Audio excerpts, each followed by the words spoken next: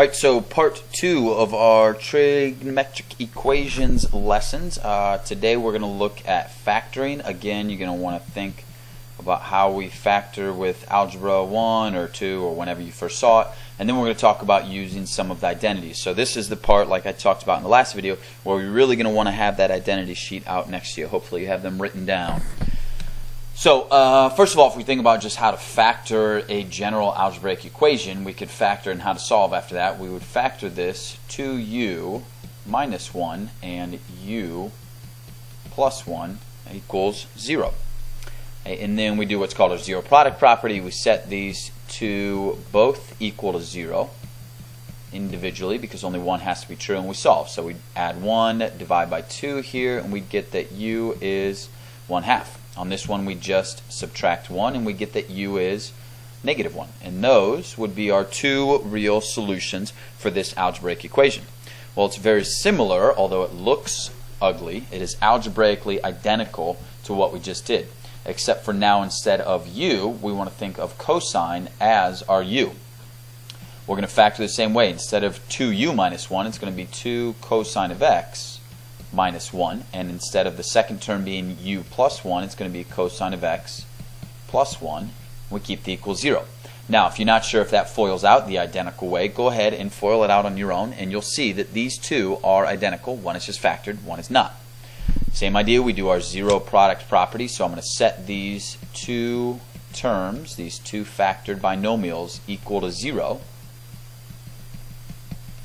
and solve.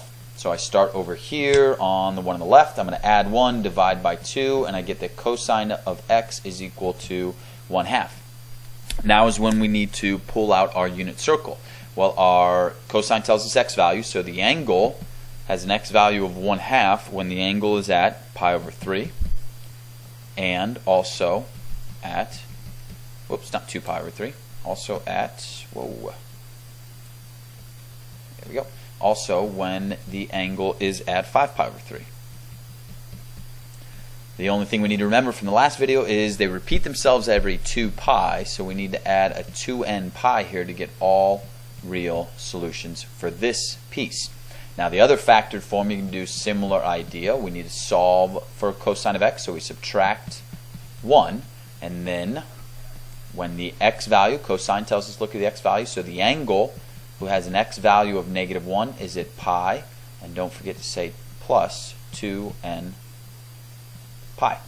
So those would be your 3 sets of infinite solutions. We could do the same thing then. We could say on the interval of 0 to 2 pi, and we plug in values for n. We just have to do it 3 times now instead of maybe 2 that we were doing before.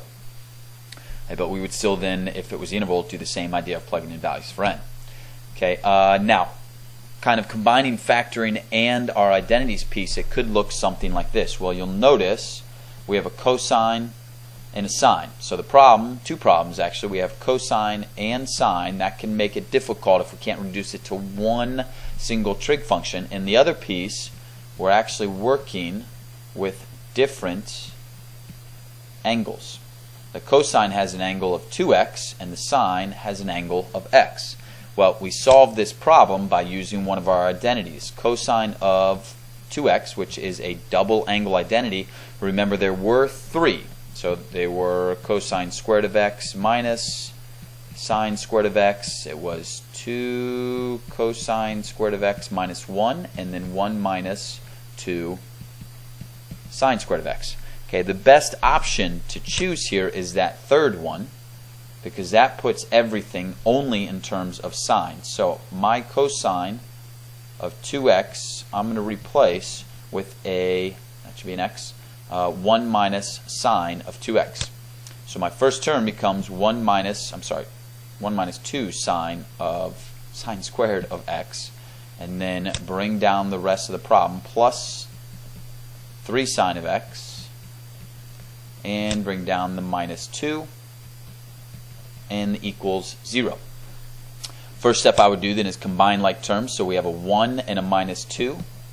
We're going to combine those. So I'm going to bring down my other terms because those aren't changing at all. And I'm going to get a minus 1 equals 0. Okay, couple different options here. Most people don't like working with that negative sign in front of the 2 sine squared of x. So what you can do is divide every term by -1, and that will just change signs, the SIGN sign, not the SIN, like that. And now we go back to that first stuff we were talking about, and we factor. If you think about this as a u, 2u squared minus 3u plus 1, that's going to factor to become 2 sine of x minus 1, and then sine of x minus 1 equals 0. Solve them just like you solve the equation algebraically. We'll have 2 sine of x minus 1 equals 0, and also sine of x minus 1 equals 0. Solving this, we add 1, we divide by 2, we get that sine of x equals 1/2, and that happens when x is pi over 6 plus 2n pi, or when x is 5 pi over 6 plus 2n pi. And then the other one, solving this, we add 1 to both sides, where we get sine of x equals 1. That only happens at one place on a unit circle, and that is at pi over 2. And every time we add 2 pi to it, so plus 2n pi. This would be your solutions. Again, we could do the whole interval thing if we just started plugging in values for n, and then checked what would be inside the interval, usually 0 to 2 pi again. Alright, so that is it for this. Factoring, we need to remember, is just going to be like algebra, same way we factored, and your identities, you're going to want to make sure that you have your notes out with you. Alright, see you next time.